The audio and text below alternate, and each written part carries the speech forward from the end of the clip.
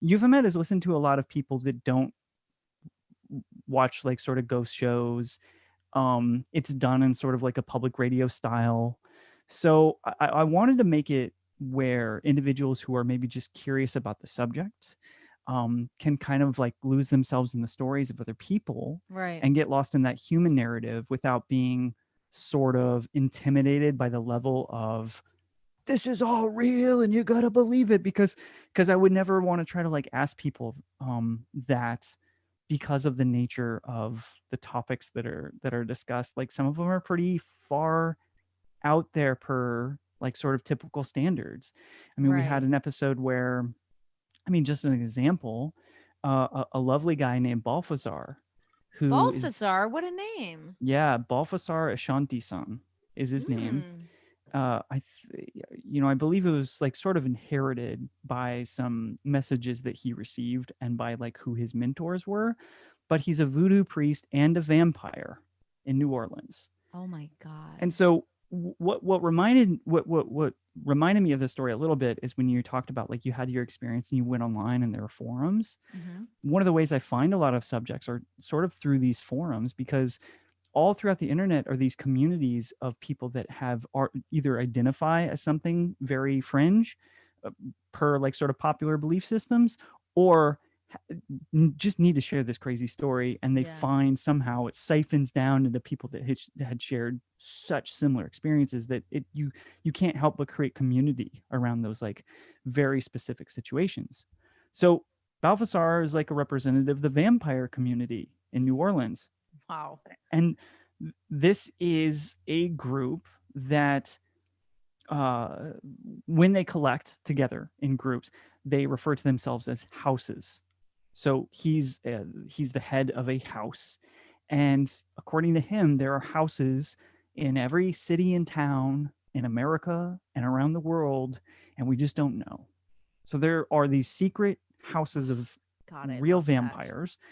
Most of them, I'll say, uh, are not malicious. They do drink human blood because there's a belief system that physiologically they are getting something from it. Uh, Where do they Sort get of the human even, blood from?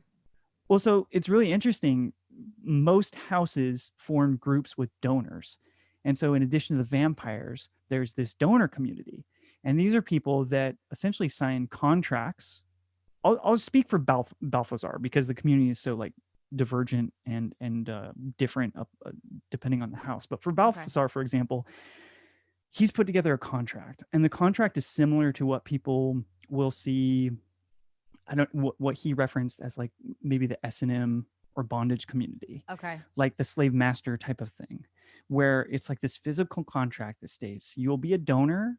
We'll do this regimen of testing between ourselves, like blood work and all these different things to make this as safe as possible. And here's like sort of a schedule of when you'll donate blood to me. And sometimes it'll be as much as you know, I think he's what did he say? Like a quart potentially of blood Holy shit. throughout a certain period of time. And usually, the methods are different too. Sometimes it'll be sometimes they'll place it in a bag, etc. Most of the time, and for Balthazar, will be direct like lip to skin action, He's and like sucking it out. sucking the blood out. Holy Um, shit. So they'll just like, cut a wrist or something and yeah, their wrist or their back is a really popular place to do it, using okay. just an X-Acto, like using a little blade, They're gigging. gigging essentially, Yeah. and then lip to skin action and sucking the blood out. And sometimes these vampires will have like several donors. They'll have 3 to 4 to 5 donors depending on who you are. They will typically have fangs too, but just for like the kind of the embodiment of the idea. There Hmm. usually isn't like sort of fang They're not functional fangs. protrusion. Yeah, Yeah. exactly.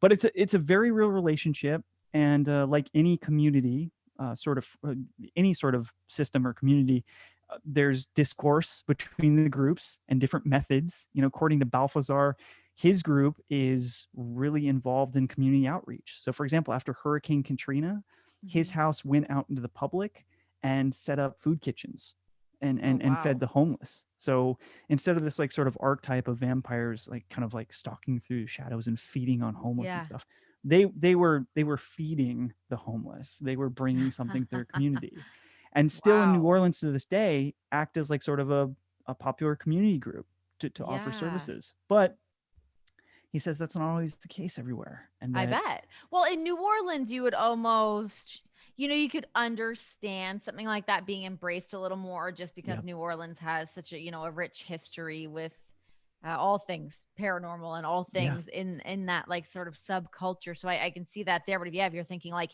wait, does this exist in like Iowa? Like right, to imagine that community kind of thriving there. I mean, in like somewhere like New York City or like San Francisco or something, be like, all right, I could kind of see something like that yeah, happening. But like, right.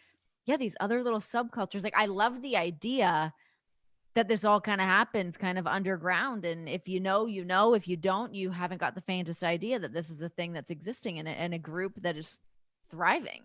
Yeah. It's cool to Wow. think about something like that in 2021, right? That Yeah. still exists, that things aren't on the internet that we just know about. Yeah. Yes. Yeah.